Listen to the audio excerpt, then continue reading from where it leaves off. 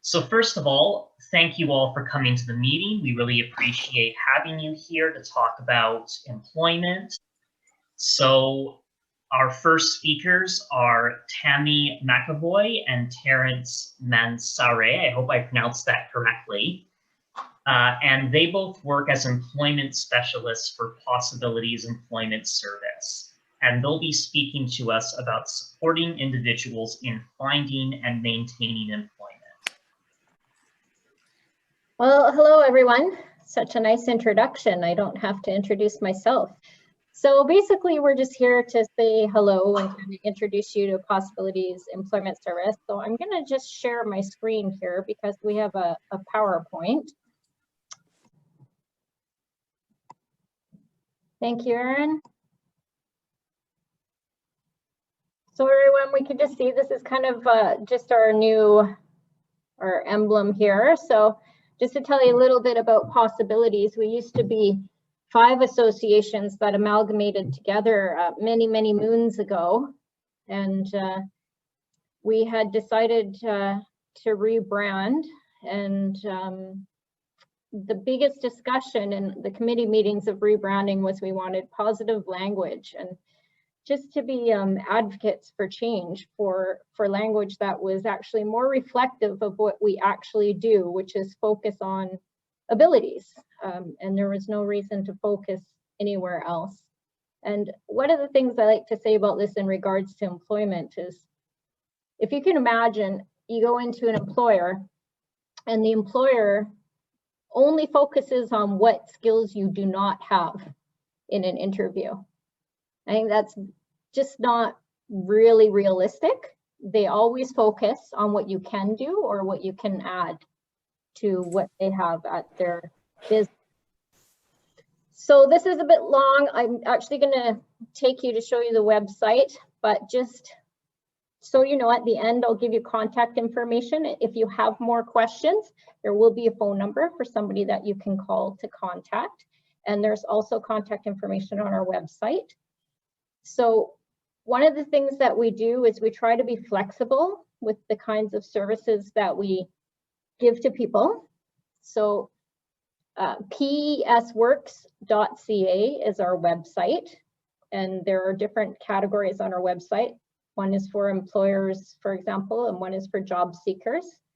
So as a job seeker, just in getting started, we just invite people to come in and talk about what they're looking for, what they want to achieve. They'll meet with our manager first. And sometimes that's different. Some people are looking more for an education piece to know what employment is about. Some people are looking for a job and they want it right away. Some people are looking for assistance at a job they already have or are interested in. So we'll do some exploration and lots of getting to know the person. And there will be some education pieces, and there's some opportunities for education through our job club. If someone comes in and they're not sure what to expect, I've never had a job, you know, so I might like to know what work is even. So we can even start with that. There's job search and placement. So my job is that I'll help people kind of by giving them information to make decisions. So I will do research with the person. I'll try and find out about jobs. I'll try and find out about companies, how inclusive they are, if it's a good environment, if it's along the lines of the person's interests. And then we will decide together whether or not to move forward with applying for the job. Also, we'll help with the interview and interview preparation, and we'll help with the initial learning at the beginning of the job as well. So that's something that's kind of fun, the interview preparation. Be prepared, because I usually let people interview me because I want them to have a perspective from an employer. What is important? What would you really want to know about the person, right? So job coaching can be pretty fun, but initially it's just to help in the very beginning of the job when can be a little bit intimidating. And part of that is helping people build relationships with the people at the workplace a little bit, right? So who's who, and who's who in the zoo, and knowing people's names and who to talk to if you need help, and we'll help with all of that. You can see here, there's a section on the website for looking for employment. There's easy contact information at the top here as well. pesworks.ca, simple web address. And there's lots of different sections you can click around. You can see this is Dale right here, one of her jobs she's had through us, because we understand that people might not want the same job for 6, 7, 8, 9, 10 years, right? So sometimes people come to us and they're like, I think I've done what I want to do there. I've been there for 3 years and it's time to move on. I'd like to try something new. You come right back into the process and we'll just start looking for something else. And that goes for second jobs as well. Sometimes people want to have a second job. So that's our website. So I like to talk about the importance of inclusion in the community of everyone, right? It doesn't matter what background you have or where your family's from. If you go out of your house and you walk around, or you go to downtown Vancouver, you see all different kinds of people. And I think, wouldn't it be strange if you come in to like our service, for example, and every single person looks like me? That'd be odd in a workplace, right? So we want workplaces to represent the whole community, right? Everybody in the community. So not just one percentage or demographic, it's called, of the community. And that includes people with disabilities or abilities or diverse abilities or neurodiversity. So we want workplaces to represent the diversity of the community. Another reason for inclusion that's really important is economic inclusion.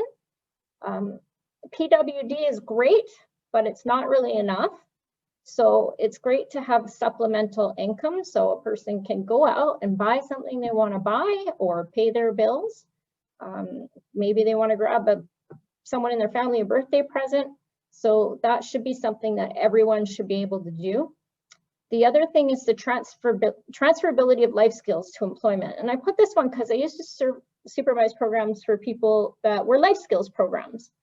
But what they were finding was when people were out in employment in the community, they were actually learning these skills and taking the skills home with them into different areas of their life, right? So that the skills people were learning at work were actually helping improve people's lives overall and their quality of life.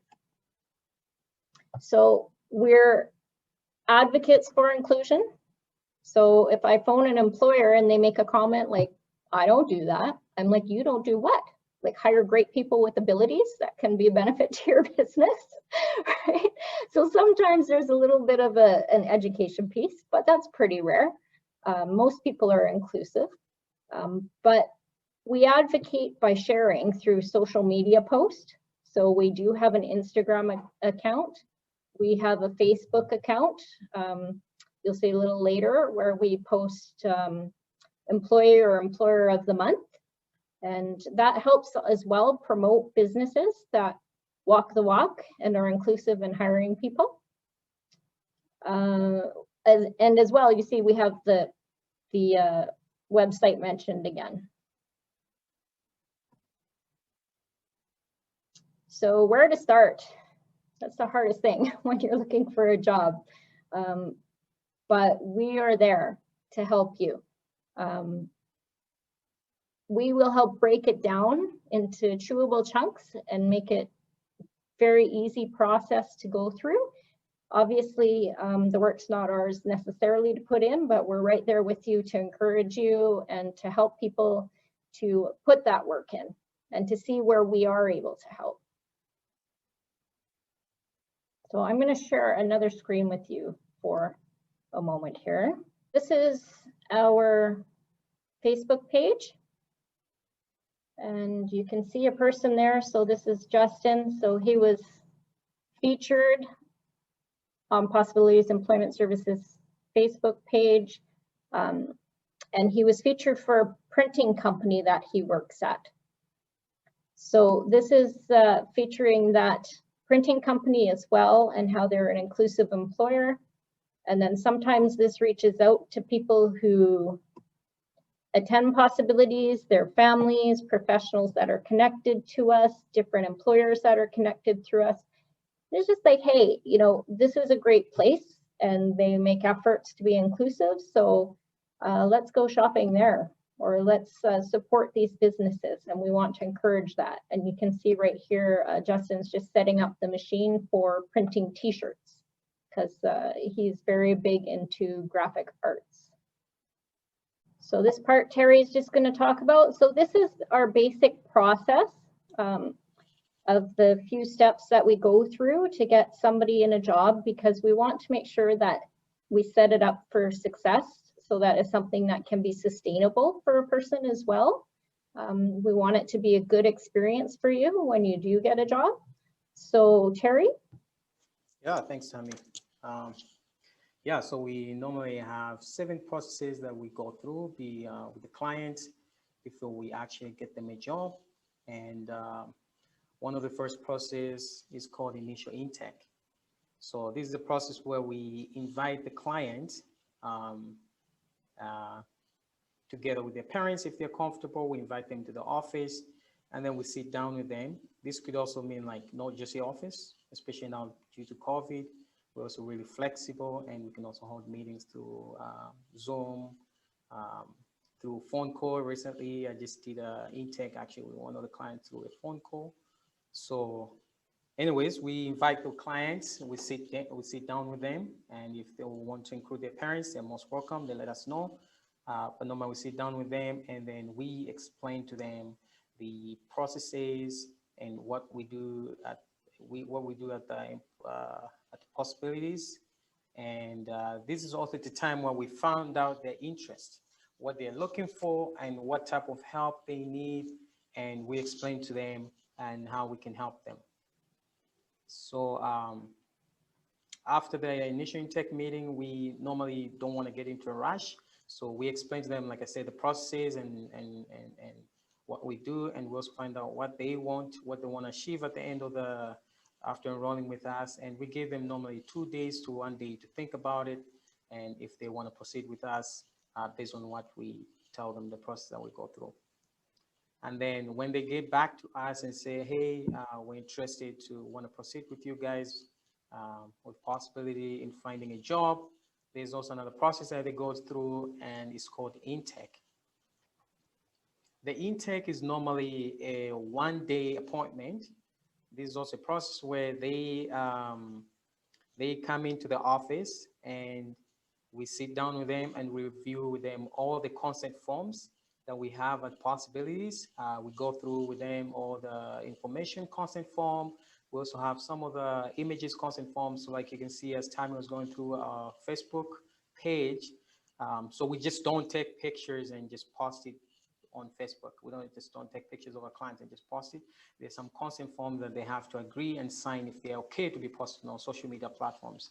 And we also have some other forms and documents that they have to sign and agree before we can actually proceed with the employment.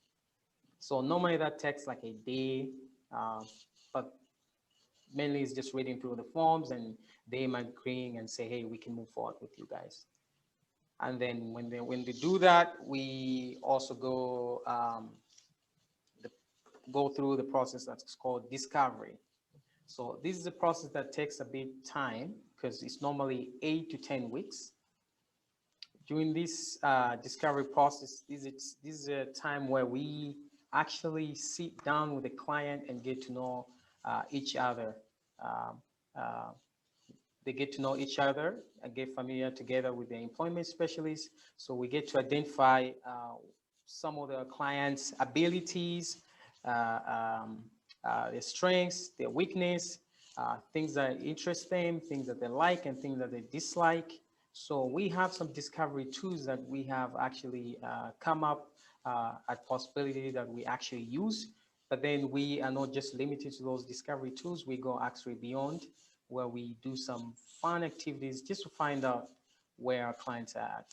So let's say like one of the discovery tool that I actually was using, we came up with learning inventory, whereby we just play some activities just to find out, to identify with the clients if they're visual learners or if they're numerical or on how they like to learn and observe the information. And Normally that takes about 8 to 10 weeks. But then again, it all depends with the clients. We insist to go up to 10 weeks, but if the clients, we kind of find out, we go through a lot of discovery tools, and we know exactly what the clients are looking for, what's their strength, and we know that we can be able to match them, the job according to their needs. We can actually shorten up. So we don't have to go to 10 weeks. Maybe we can stop up to 8 weeks discovery, and then we can move forward to job search. So job search is where we, after the discovery, we go into job search. So now we have an idea on their ability, their strength, and on what they're capable of doing. So we normally recommend jobs based on the discovery. So if they, for example, if I find out in discovery that the clients don't like lifting heavy weights, or they don't like doing jobs with their hand, obviously we won't recommend them working at the warehouse. So we'll look something into like an office administration, or something that is not a hands-on job. So when we move on to job search, this is also a process that takes about 6 to 8 weeks, pretty sure, right, Tammy? And this is a time where we find them a job based on their interest. And then when we find them a job, normally we invite them to the office. We review the job description together, and we let our clients read through the job description themselves, and we ask them if they're comfortable with what they're seeing on the job description, and if they think they can do that job. And normally if they say, yeah, we're okay with it, and then we go ahead, we apply. But if they say, no, that's too much, I can't do it, then we keep looking. But when we apply the jobs, we normally follow up together with the clients. So we'll set up another meeting where we will see if we got an apply for an employer about a job application, and we set up an interview together, and we're there pretty much. We do like interview coaching just to coach them if we have an interview for them, kind of based on the job description, and just prepare them, just kind of like build up a confidence in them before they can have a job interview.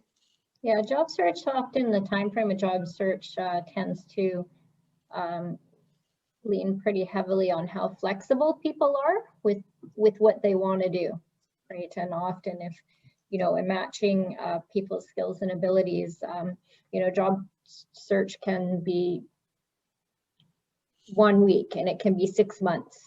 So it depends on the flexibility. Like if somebody's in school and they can only work Saturday mornings, for example, like that example of a job search would take a lot longer. So just totally dependent on the person. Yeah, thanks, Tammy. Yeah, so when they get a job, then we move into a process called job coaching. So this is a 3 months probation period. So this is the time where we actually, as an employment specialist, we're there with the clients at the job site, providing support. And most of the time when you first get your first job, it can be a little bit overwhelming. So we're there just to show support and provide support, and just give them a little bit of a boost and confidence in whatever they're doing. And so what we do, we kind of like give them a guideline. We review the employment standards, and we try to enforce into them on how to do the job properly, and how if they're having an issue, who to report, who to talk to, and just kind of like get familiar with the job. So recently I was actually today I just came from job coaching, where one of our clients got a job at North Frills. So they have some employment standards there where you have to put, they're doing stocking, and you have to put, you have to stock all the products there. You have to match the barcode, and you can just put the products on the shelves. You have to really read all the barcode and stuff. So those are things that we explain to our clients about reading the barcode, spacing the products, and how to actually stock the product in the right places. Yeah, job coaching is great because it just helps that initial transition period when a person is going through the initial learning. I always tell people, like, the hardest part of the job is the first day, because that's when you do all those trainings, that you have to sign off on, or the reading and everything. But really those things are just to tell you where to look or who to talk to if you need answers to questions, and we'll help you get through that. So that's usually a few weeks. But definitely can be extended based on a person's needs. Yeah. So after job coaching, obviously we can't do that for the whole, for the whole year. It's just a few weeks, depending on the level of confidence with the clients. If they feel comfortable, we do have some clients that are not, they don't feel comfortable having us as an employment specialist on job coaching because they feel shy. But then if we notice that the clients actually really needs help, we will actually be there for them. So when we're done with the job coaching, now we know that they can actually do the work independently without having any issue. We move into a process called monitoring. So this is a period where we just monitor the clients on our job's performance, and this could be checking in with the employer on how they're doing, and checking in with the clients and just seeing if do you need any help? Do you think you're good with the job coaching that we provided? Do you think you need more of a job coaching? Are you having an issue that you'd like to address, and how we can be there for you? And then after that, we do have another process called check-in. So normally our check-in starts from 3 months probation period. So after 3 months probation period, we do another check-in after 6 months. And then after that, we have another one, we check in again after 1 year. And then after 1 year, there's also, we check in again after 2 years. And after 2 years, then we do 3 years check-in. And then after 3 years, we do understand that the client can actually do the work. So there's no check-in after that. But most of the time, what happens during the check-in, we just call the employer, find out about how work is going at work, and if our clients, you feel like he needs any help, or is there anything we can provide support, and we also do check-in with the client as well. But normally the first 1 year, we do check-in 3 times. Then after that, we just check in periodically. Yeah, thanks. After the 3-year period as well, people are welcome to, just call us back in if they like, right? So I don't think I've known of anyone we've ever said no to for any reason. So, if there were to be something that were to happen, or someone would need, hey, I just need a refresher. Can we review this? It's something I learned at the beginning of my job and I haven't done it in the last year. Absolutely. Like, we can figure something out to help a person out, right? And then sometimes even if a person has left our services, they can just ask for a re-referral from CLBC and come right back in. So I want to talk a little bit about us being person-centered. Person-centered just means like the same things as like Terry's talking about. We want to get to know everyone, right? So we want to know people a little bit and who they are as an individual. And we're really big on matching, right? So matching a job to a person that we feel that they would feel open to trying or to doing. And that's not to say there can't be a change or a change of mind. Absolutely, there can be. But that's part of why we want to get to know people. We aren't going to be a place where, I don't know, a McDonald's comes in Abbotsford and says, we want to hire every single person and we want them all to make fries. Well, no, like, not everybody wants to make fries, right? Not everybody wants to travel out to Abbotsford, right? So we want people to know that we value them as who they are as a person, each individual person. Okay, so that's why we kind of play different roles. We teach, we coach, but most of all, we're going to encourage people to grow independently, right? To make their best effort, make good decisions for themselves, because number one skill going into job is to be able to problem solve and make good decisions on the spot, right? So we want to treat each individual person with value. And we have a video here for you to watch. If you are unable to hear it, can just please give me a little wave. Yes? Okay.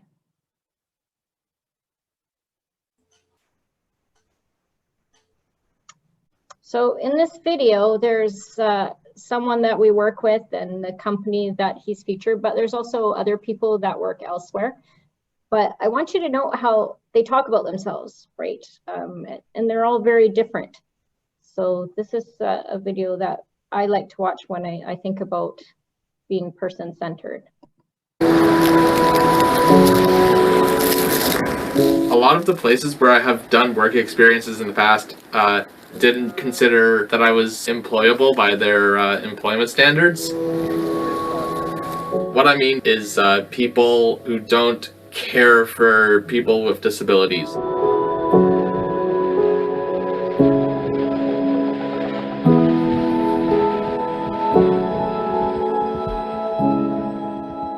My name is Kalen Benty. I am 22, almost 23 this coming December. And a little bit about myself. I am also an assistant graffiti removal technician with Goodbye Graffiti. Where I work is actually at the Pacific Autism Family Network in Richmond, British Columbia. So I actually am already quite familiar with dealing with autism spectrum disorder and related disorders. It's a little difficult for me to sort of comprehend a few things sometimes, but I do live with autism spectrum disorder. Hi there, my name is Lucas Gates. I'm 26 years old and I live in Vancouver, British Columbia. Having a disability can change my life. It's different because I do have a disability, but that's my problem, not your problem. When I was working at Starbucks, nobody noticed me at first when I have a disability because they ignore me. Basically, I feel like I don't exist. I feel invisible. I'm Kevin Parker. I'm 25. I love to dance, I love to sing, and I love people. I have special needs and I learn different than others, and all my friends are different than me, so I have different needs than they do, and I have a special gift inside my heart. My name is Karis Davies. I'm 23 years old, almost 24, and I live with my family. I have a brother and a sister. I work at Save On Foods, and I do facing. I face the aisles. For me, getting a job was initially very, very difficult because regardless of how good I performed at a job, a lot of employers would just turn me away rather than just flat out hire me. I ended up getting the job through an employment service called Possibilities Employment Service, and they help people with disabilities find jobs that they like. And I heard about this through one of the employment specialists there who had found this government contract job removing graffiti from city property called Goodbye Graffiti. And I was very iffy about it at first because I didn't know what it was. And then as soon as I found out what it was, I was like, okay, sign me up. Have a good night. I actually can vouch is that there's actually employers that have not yet untapped probably one of the biggest talent pools ever. The neurodiversity market is just waiting to be untapped. And it's going to be massive, huge. As I said before, I do have a disability, but that only makes me strong when I have a job. My name, Karen, means strong in battle. I got it because when I was sick, when I was just a baby, and I had pneumonia. And I almost died from it. But luckily my aunt saved me, and now that I'm here, I feel happy at the same time. One of my personal strengths is caring, as well as helping other people, because I'm a volunteer first aid attendant as well, and that's what I'm trained. So that's what I'm trained to do. So families come in, they're always like, we don't know what's out there. Grandparents, aunts, uncles. So they all come in. I give them totally bring it way down to earth, and when they head out, they just usually it's a complete 180.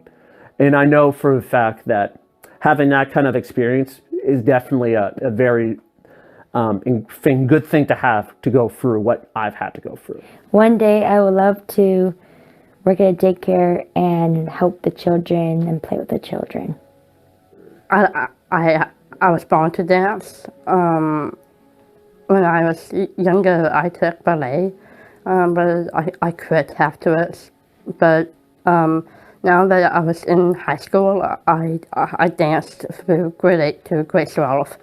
I had an amazing dancing teacher, and she taught us different styles of dancing. I love dance because it's inspirational.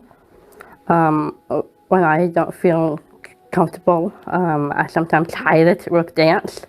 I feel happy when I dance.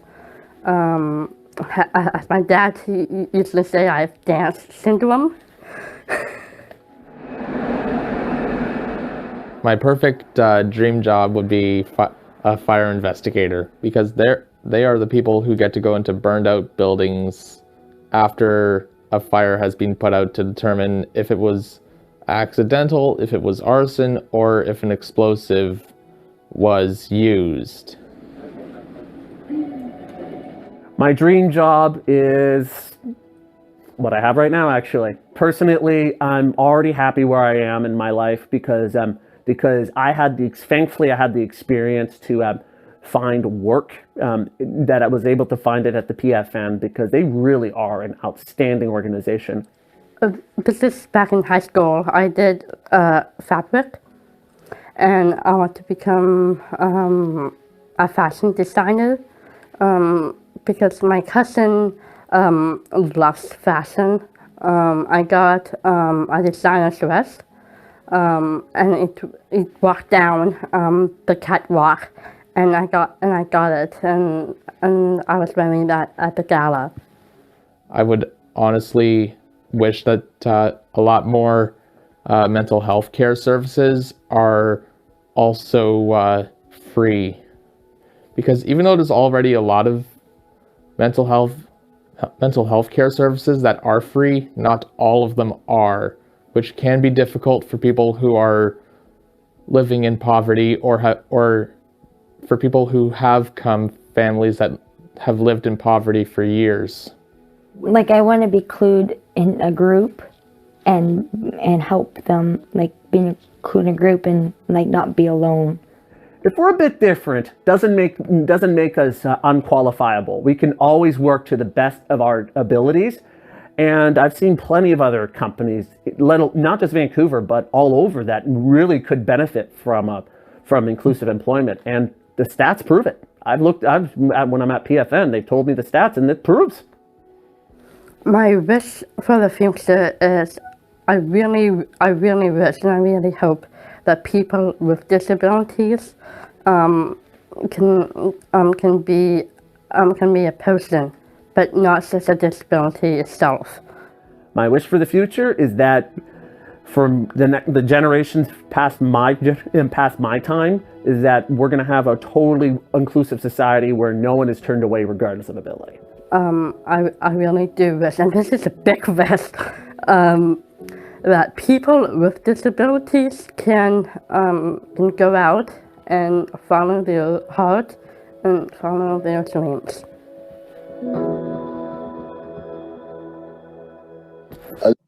Hello, my name is A. Helly. I'm a director of Don't Disability, and I have cerebral palsy.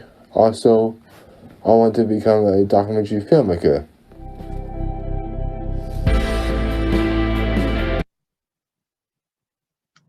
So that was Elliot at the end there. He's the one who actually he made that video. So as you can see, he definitely has some talent that should be shared there. But when you hear those people speak about their experience, about their lives and their work, I mean, don't you want to hire all of them for a job right now? Like, that's kind of what I see when I see people out there that are advocating and speaking for themselves. And you know, and people who think like that, right? So if you're wondering if we have services in your area or in an area in the Lower Mainland where you know someone that might want to connect, we have services in Vancouver, Tri-Cities, and Maple Ridge.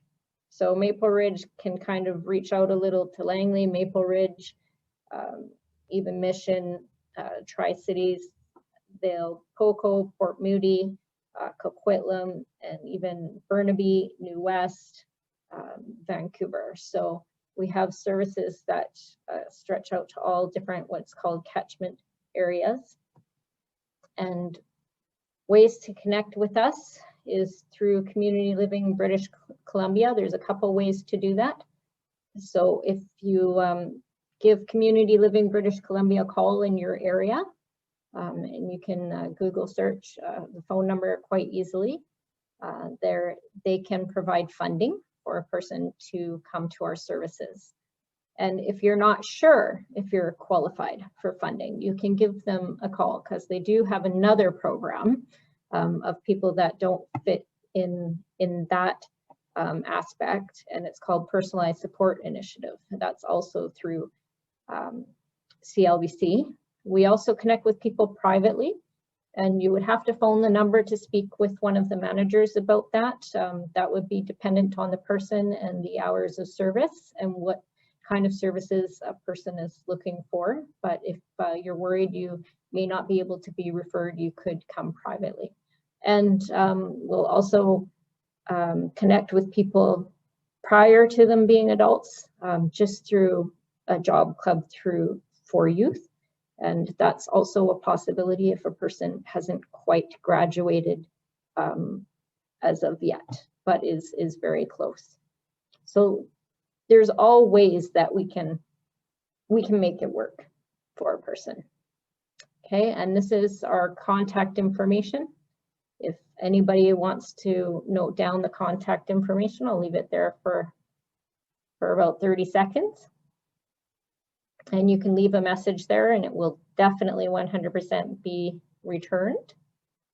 And you can see we have a couple people, I put a couple pictures up here, one of our people that works at Van City, another one of Justin's jobs, because he has more than one job. And we have Alice here in her Starbucks job, but she also has some interesting jobs. She's worked at the Keg. She likes to change things up. She's worked at Cypress Mountain as well, wearing a bee suit. She's been a host for kind of like kids groups at Cypress Mountain. So she's worked in a hair salon before. So she's had some really interesting jobs as well, but she's been with us obviously for a long time, and she likes to try new things and to move on to up her game. So thanks everyone. Thanks everyone for listening, and we hope that there's someone out there. If you want to know if we can help you, just let us know and we'd be more than happy to. Thanks, Tammy and Terry. Would anyone like to ask any questions? Hi, my name is Cynthia, and I was wondering if somebody does not qualify for funding, what happens? Because there's a cost to these services, right? Yes, Cynthia. I would recommend you check first to see if you qualify, because you may be surprised. They have different ways of going about it. If someone does not qualify after connecting with Community Living British Columbia, you can phone that phone number that I put up. Right. It's also on the website, and you can ask to speak with James, right, and ask him about private funding. Okay. And he'll have the answers for that question. Okay, thank you very much. You're very welcome. I was just wondering, do you also cover the Surrey area? You know, funny enough, we don't have services in Surrey, but you know, you never know in this field, things change. So I would recommend to still call the number and to chat with James to see what the options may be. But if you don't connect with us and you connect with Community Living British Columbia, they can definitely recommend services similar in Surrey. Okay, thank you. You're welcome. It's Cynthia again. I have another question. I've noticed that a lot of employers don't have positions specifically set aside for people with disabilities, like how they have for First Nations, Aboriginal people. And I think that's something we need to advocate for.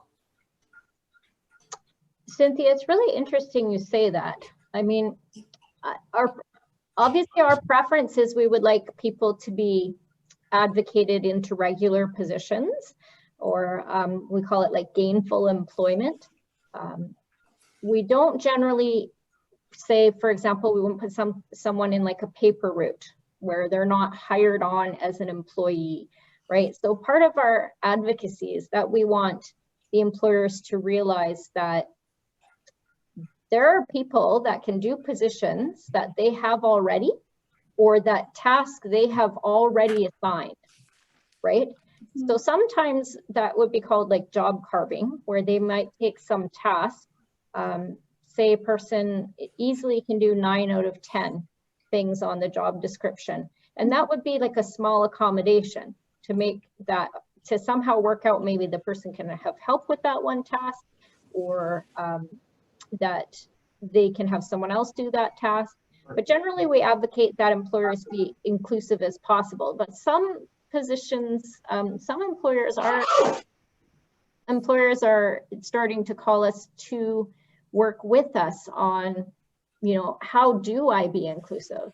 I've had a new business recently I've been working with, and we're back and forth on how do they make sure that their positions are accessible for all different kinds of people. So that I think that the stage of people kind of thinking about that when they're designing positions in a workplace is coming. Yes. However, for people with autism or Asperger's, sometimes they can do the position, but they lack the soft skills to interact with the other, employees, and that's where there is a problem. So I guess educating the rest of the office staff about what is it, what to expect when they have somebody who has got a position like that, that is like half the battle.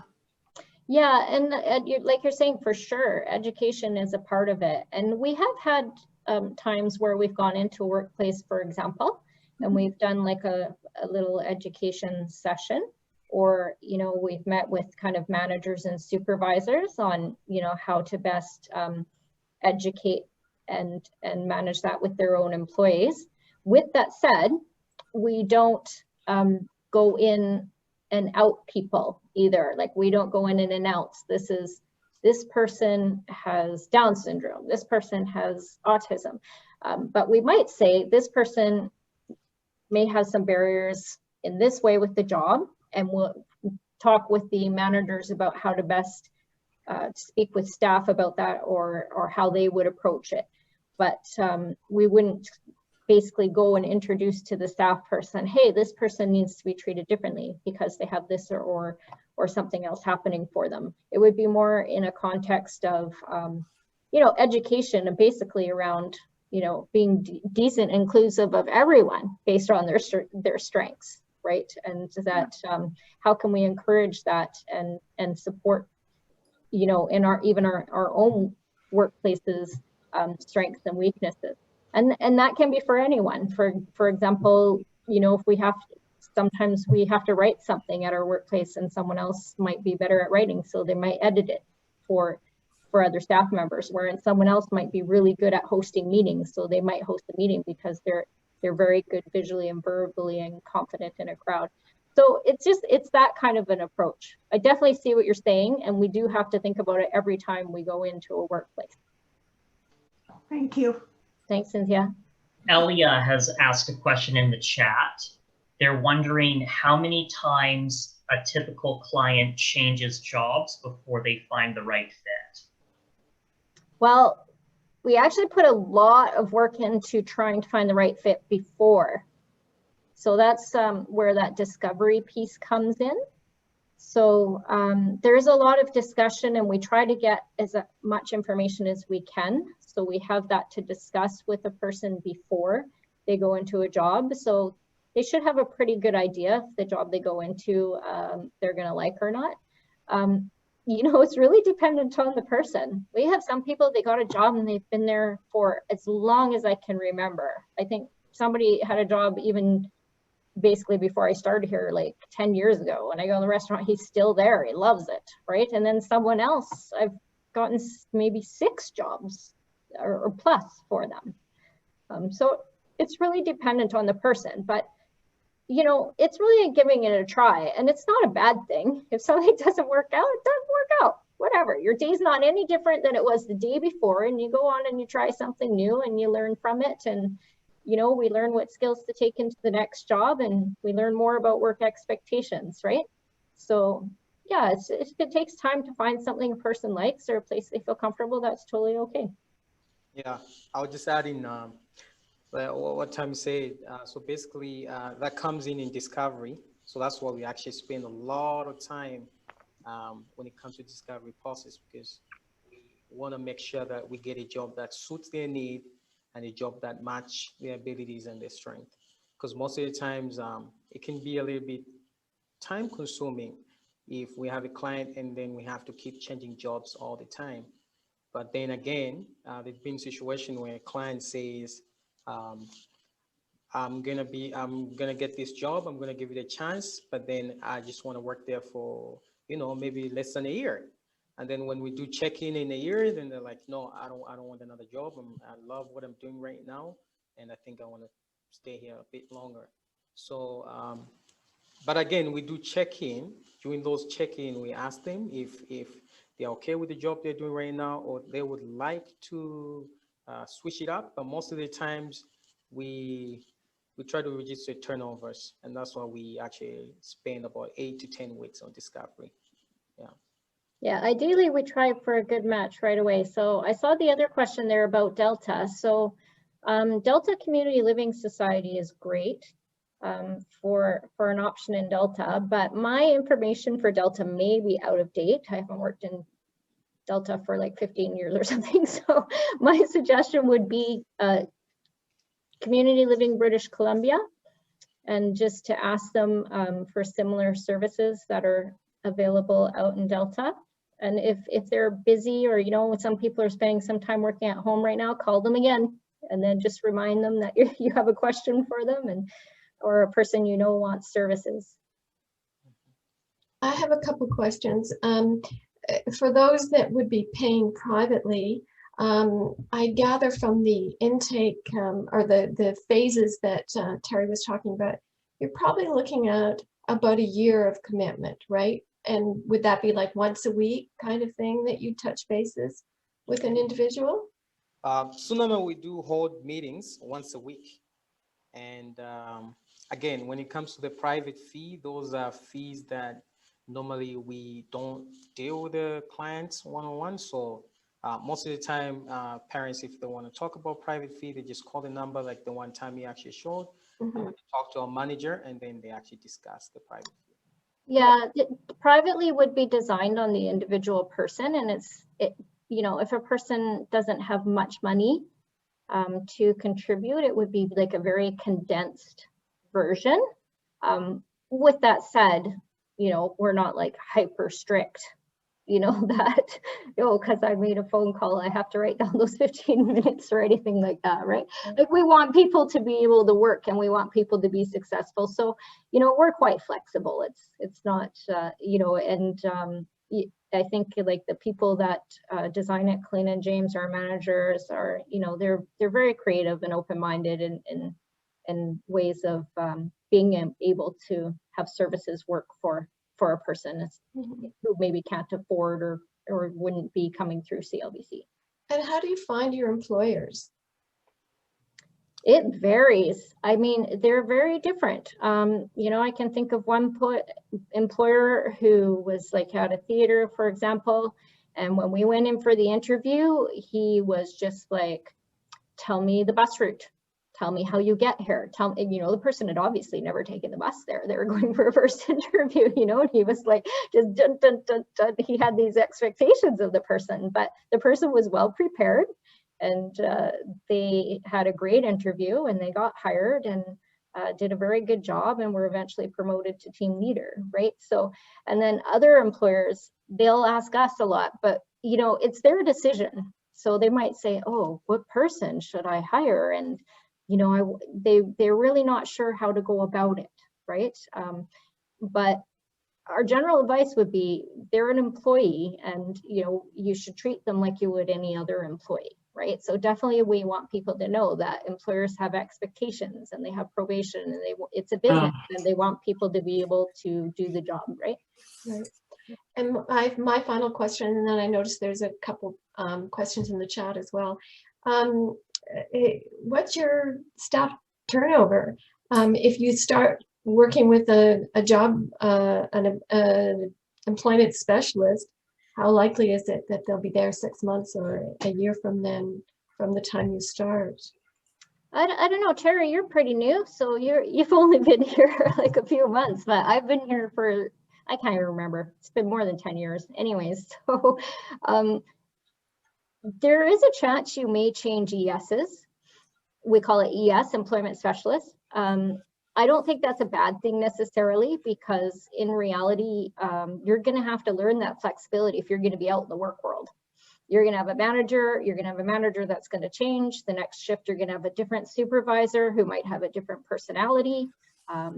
But the other thing about it is that, I have to be honest, our services are so well run. And I'm not just saying that, right? But it's, you know, so like Terry can go in and he can look at my documentation for a person from discovery, and he'll be able to see what was the person's learning style, what did they do well at, what jobs have they had in the past, what does their resume look like, what are their interests, right? So it would be pretty easy for another ES to get up to speed.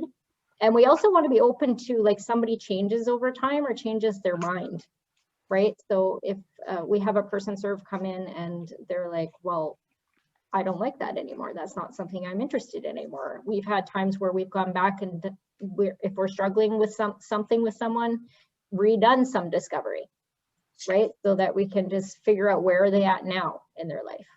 So definitely it's flexible. I think I saw some chat questions here.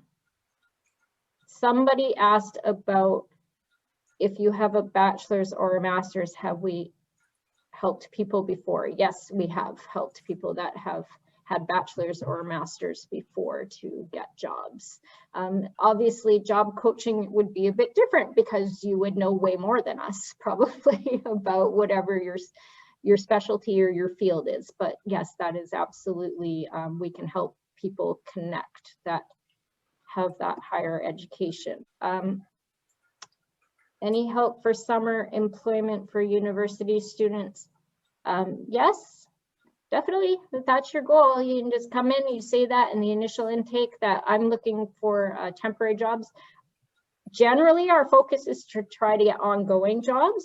But if that's something a person is specifically wanting, then for sure we can help with that.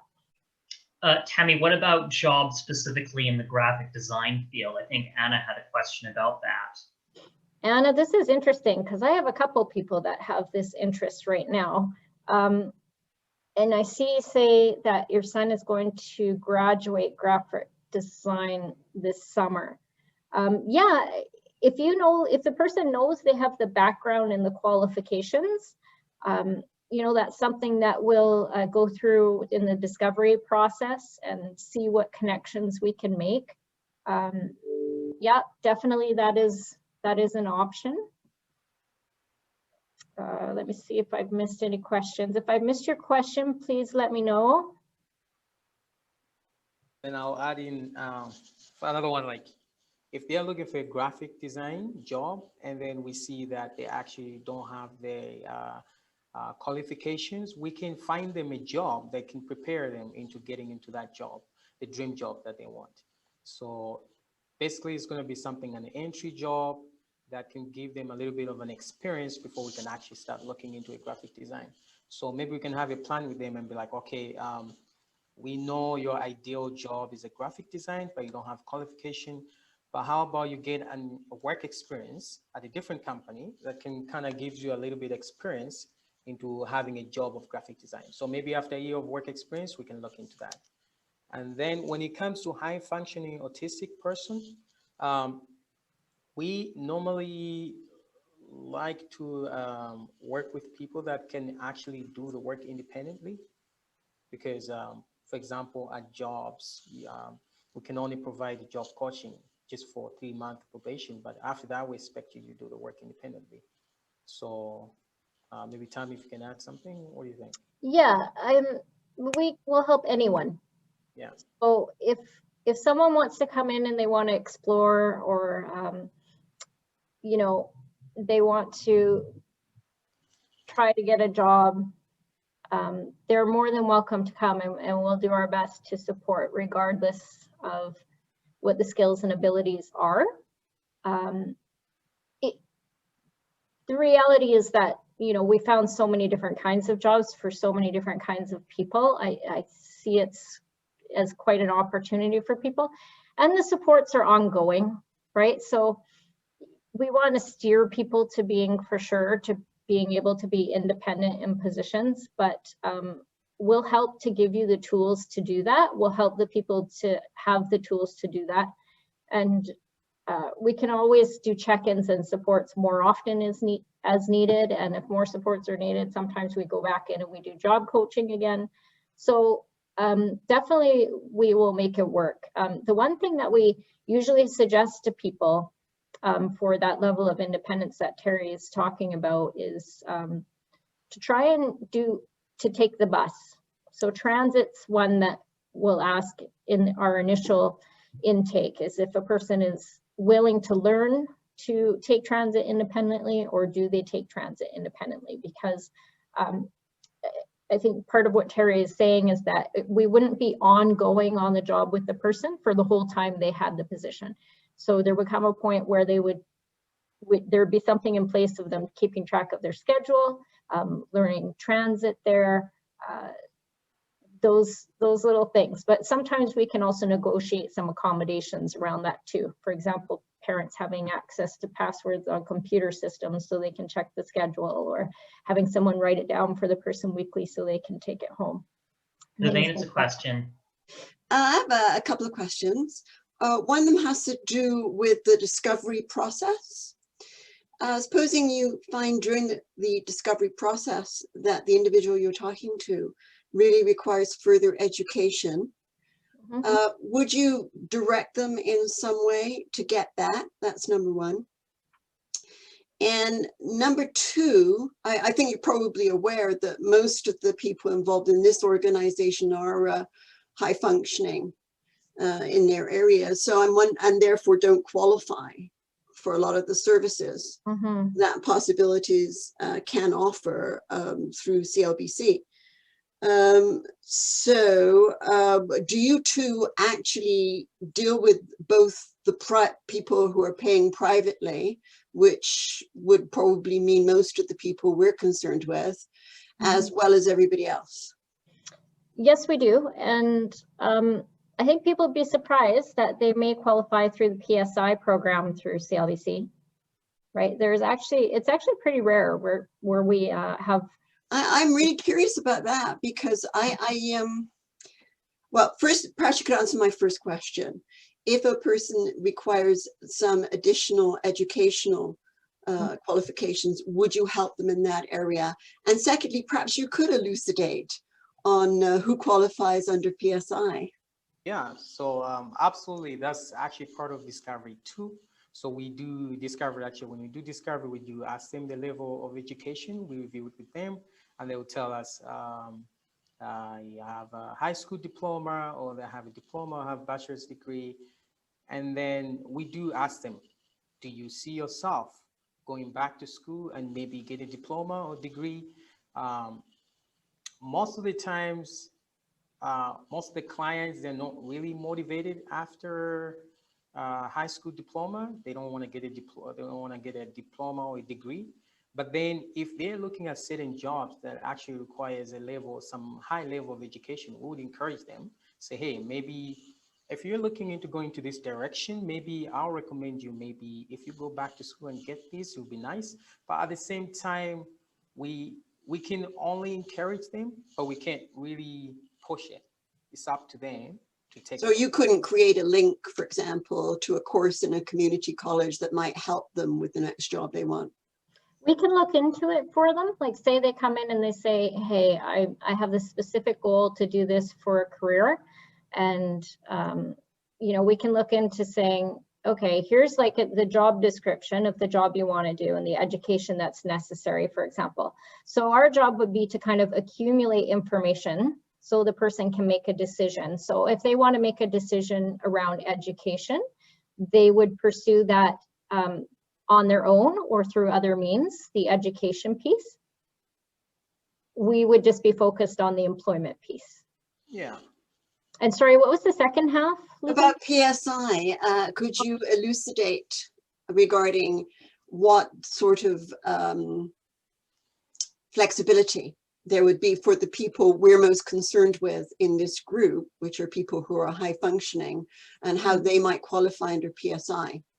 You know, I can't speak to that too much. I definitely am not, you know, with Community Living British Columbia, but my understanding is that is what specifically it was created for, were the people that were being left behind by some of the other means to get the funding. Do you know, Joanne? I haven't checked into this recently, but when I did, which would be what, 8 years ago or so, most of our individuals did not qualify. That was my understanding. They had to do a series of tests, and basically, if most of them were considered to have a level of adaptive functioning too high to qualify for PSI. Okay. Hi, it's Cynthia here. I just checked into that CLBC qualification, and if you have an IQ above 70, you don't qualify. Yeah. So That's not for PSI though. That's for regular funding. Okay. Yeah. So for private, somebody asked about the cost for funding, and interestingly, I specifically asked about this beforehand because I know that can change sometime. But the answer was that it would be best to call and to speak with James, right?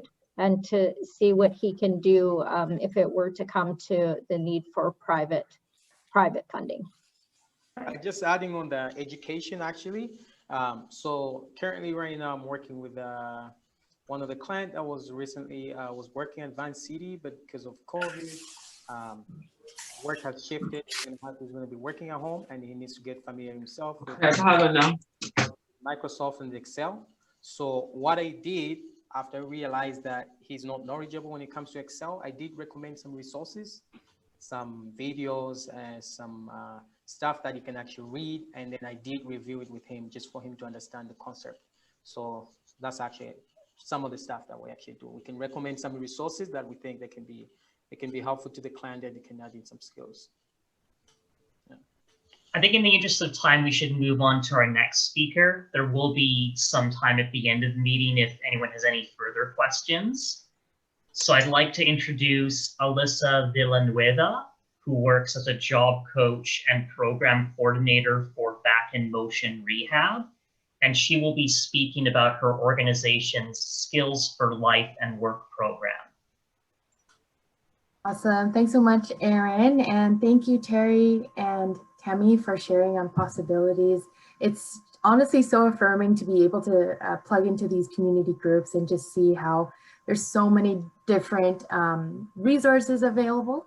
So yeah, like Aaron mentioned, I'm a program coordinator and one of our job coaches for the warehousing program. And I also support the Skills for Life and Work program. So I'll just share my screen here and we'll get going. So within Back in Motion, for those of you who don't know, that we cover a variety of different employment programs that can also support individuals with various backgrounds. So within that, our employment programs are free to participants, and really the goal for all of them is just to help people to find, secure, and maintain employment. And just as a quick highlight of what services are available is we have our Women at Work program. We also have the Career Paths for Skilled Immigrants. And we also have the Skills for Life and Work program, which I'll be highlighting more so today, as well as the Job Search Support Services, which is in partnership with WorkSafe BC. Now, the warehousing program, which I'm really excited to share with you all today, is it's focused in helping individuals with diverse abilities through training them, coaching them, and preparing them in our live warehouse simulation. And this, I'm going to be showing you some more pictures of our warehouse training program. This is one of the pictures here. It is based in Richmond. If someone is open and able to transit or has some transportation supports there, this is where we've got it set up. So in terms of the type of training that is available, maybe it's for someone that's looking to transition from a different industry, or maybe they want to build more confidence and gain some more support and knowledge of what it takes to work in a warehouse. We've got two options. So we have our basic, which is a 1-day 4-hour assessment. Half of it is strength and physical capacity, and then the other half is simulated job tasks that would be typically covered in a warehouse. And then we have our comprehensive training program. It's a bit of a mouthful. We're still working on the name, but within that one, it is a 3-day training session, and it's 2 to 4 hours. Of course, participants are encouraged to take as many breaks as they need. Both options are conducted with our kinesiologist, Raj. So they just have to communicate that to him. The really great thing about the training program itself, the 3-day training, is that after completion of the training and going through all the sessions, they do come with they are provided a certificate of completion and participation for Back in Motion's warehousing program. So I know you might be wondering, you're like, that sounds great, Alissa. So what happens after they're done the training? So, depending on how well they perform throughout the assessment, we can also determine what kind of, what strengths they have, and also what areas they might need some support in. We can also give them some homework to do as well. If everything works out well throughout that training, then and we see great potential with them, we would move them to phase 2. And phase 2 is essentially tapping into our current network of employers and seeing, what would be a best fit based on, Alissa's abilities that we've seen throughout the training. I consider maybe this warehouse or this warehouse in this location would be a good fit for them. So let's huddle with them and let's see about supporting them through the application process. So here's another picture. These are the carts that we use as well. And like I mentioned, that's the breakdown of what each of the training options are. For the most part, recently, we've been finding that the 3-day training has been really popular.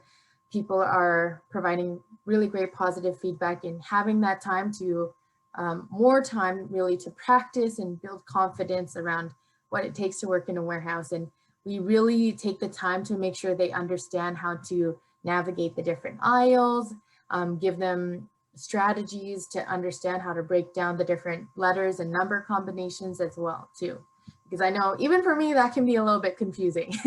So those are the two options for our work simulation. Here's another picture of the site overall. So we've got 4 big shelves with hundreds of different random products, different weights, all of that, and they'll have a good amount of time to be able to practice how to find different items and basically build on that mental GPS. So that's the warehousing program. You might be wondering, here's another picture, sorry. So we also train them to make sure that they're using a ladder safely as well, because that's so important, the 3-point or 3-touch hold when ascending or descending a ladder. We focus on that. We also focus on making sure that they're holding a scanner safely. We don't want them to we want to prevent any long-term injuries that could happen. So although these scanners don't have like a little computer screen, they do still simulate a sound so that the participant can still understand that, okay, I have scanned the item, I've scanned the location of the bin, and all of that as well too. So it's a very tactical, hands-on experience and training, which we're really excited, and we've been able to see quite a few clients grow and really challenge themselves as well. So we have also partnered up with WorkBC centers, continuing to help them and their clients, and Ready, Willing, and Able through the Connects Autism Network, as well as BC Center for Ability. So if a client is coming from an external agency, community organization, there are other funding supports put in place to see where it makes sense that we can access that funding for them.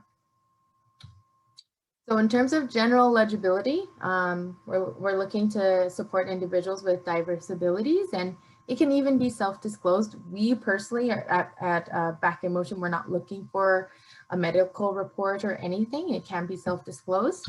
And they do have to have an interest in warehouse work, or at least working in the back end of a grocery store, retail environment. We work with individuals who have found a great interest in those environments as well. And in terms of general physical stamina, this is what we've encountered when working with a few different warehouses. So being able to lift 25 pounds repeatedly, and we really are diligent in making sure they have the proper process and body mechanics to make sure they're lifting properly and safely. So we will assess them for their ability and make sure they're given the tools they need to succeed.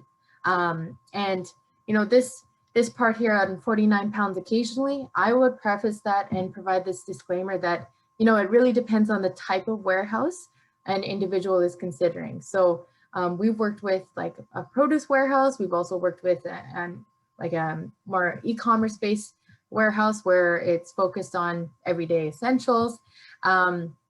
So it really depends on the warehouse and what their abilities are, but we will be assessing for that. Being able to sort, scan, place packages on the shelves. And in terms of the standing tolerance for a full shift could be, depending on the warehouse, what opportunity this participant is pursuing. It could be a couple hours, 4 hours, 8 hours. Full shift just means whatever that opportunity they're considering. It's not necessarily a full-time position or anything like that. So I just wanted to provide that clarity there. So this is the contact information strictly for the warehousing program. So I'm happy to answer any questions offline, or if any of you have any questions specifically around the warehousing program, I'm happy to answer a couple right now or have those conversations offline. Does anyone have any questions right now in terms of the warehousing program? No? Okay, perfect. So just moving on then, I'll check the chat at the end.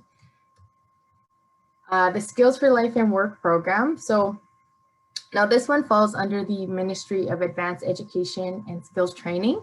And the objective and focus within this program is to increase labor force participation, as well as reducing unemployment of individuals facing multiple barriers. And we'll get into what multiple barriers can look like. And the really cool thing about this program is it is a 6-week cohort-based program. And with COVID and everything has seamlessly transitioned to online. And if individuals are looking for that technology support where they might not have access to a laptop or anything like that, where they can tune into the live classroom workshops, we have partnered with Free Geek, and they provide secondhand laptops to be able to use basic capabilities to plug into the program.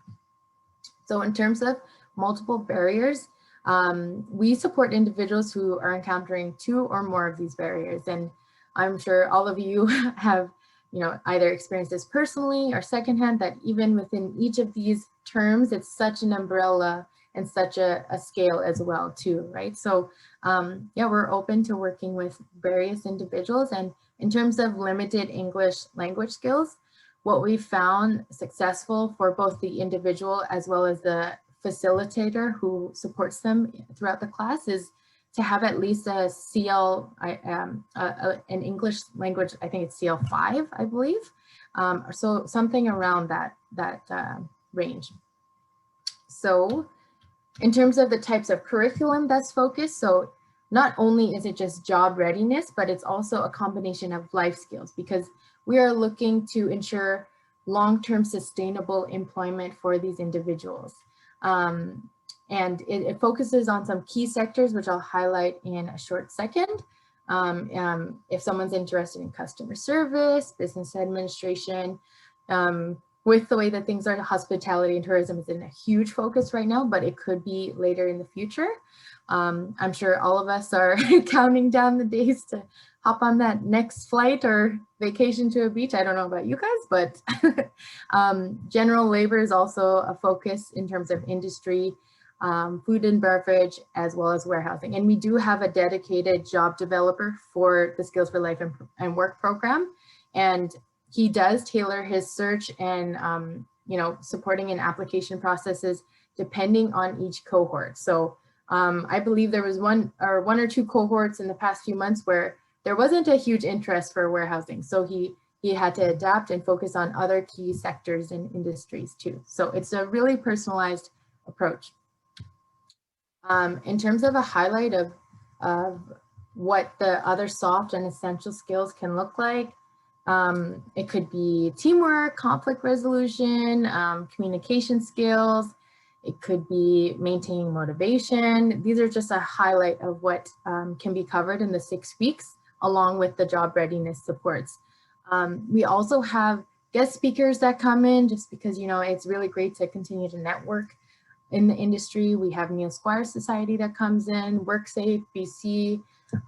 We also have access to occupational certificates that are covered within the course as well too. So it's really, I personally believe it's just like such a great foundation in every area to help support an individual.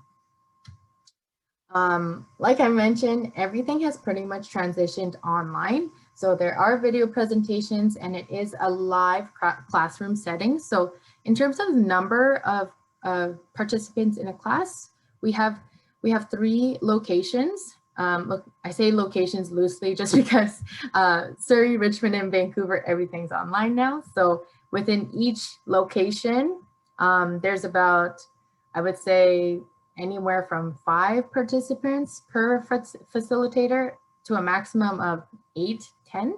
So you still get that peer-to-peer one-on-one support and you're not lost in the crowd. So yeah, you do get that one-on-one Zoom meetings as well with the facilitator.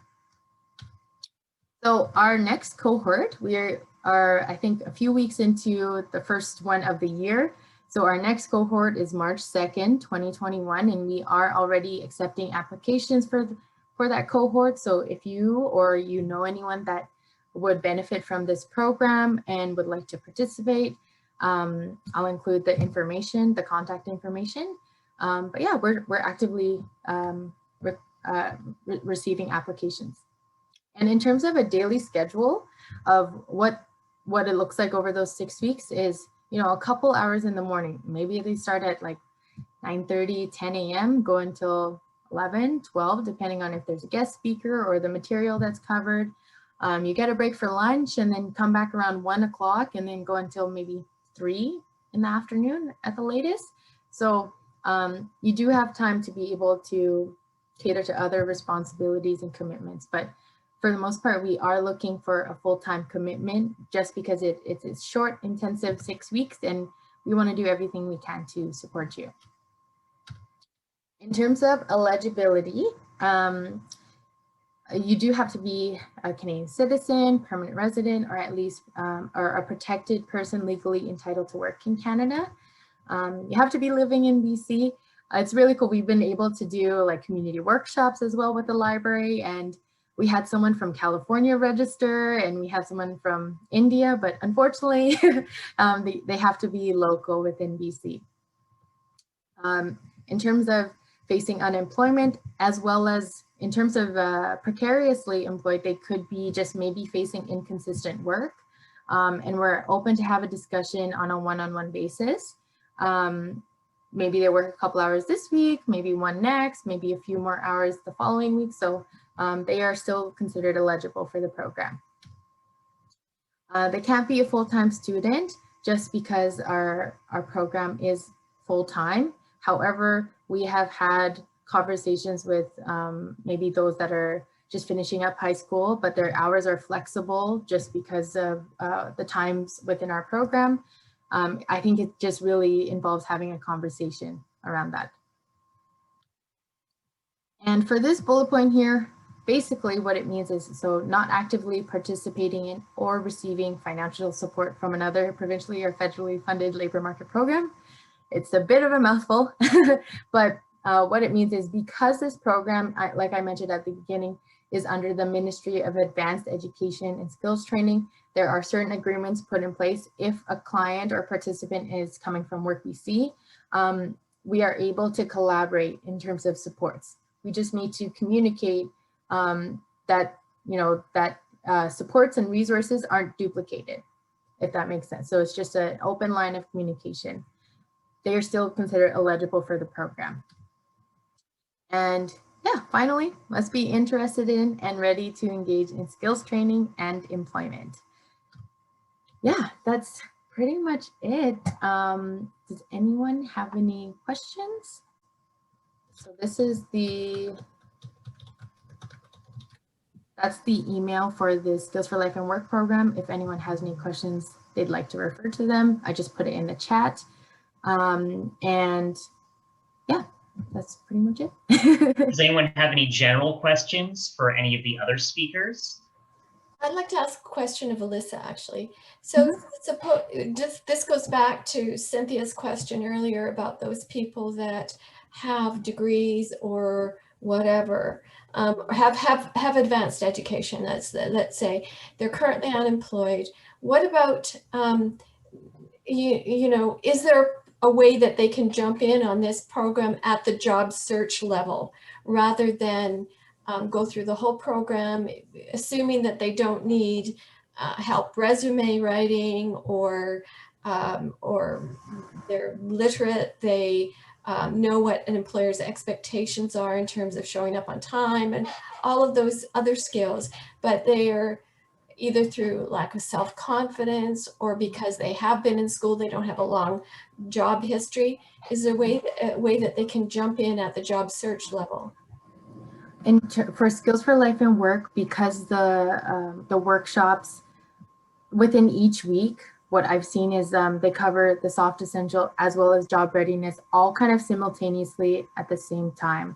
So they really work on providing all of those supports week to week, not just like, okay, here we're gonna focus on soft skills. Week 2, we're gonna focus on essential. Week 3, job readiness. So they really work to integrate all of that, just because at any point throughout those 6 weeks, someone could be considered for an opportunity and they could end up getting hired. So I've seen some successes where they've been hired within a couple weeks of training. Not to say that that's the standard for everyone. Some maybe it takes a week or 2 after, but they will be supported and handheld every step of the way too. I think that was a wonderful question, Joette, because I've noticed all these programs start from scratch, and for somebody who's on the higher functioning side, it's kind of really boring because they just want people to be more accepting where they are working and they can do all the work that is required to be done. That's a really good comment.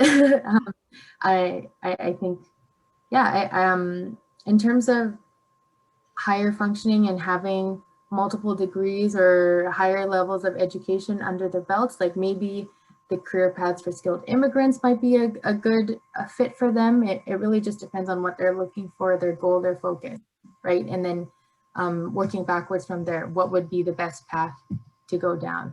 Mm-hmm. I have to say as well, our next one is our next meeting is also on employment, but it's on internship programs. There's 2 internship programs. And one of the people there will be speaking about an upcoming job fair as well.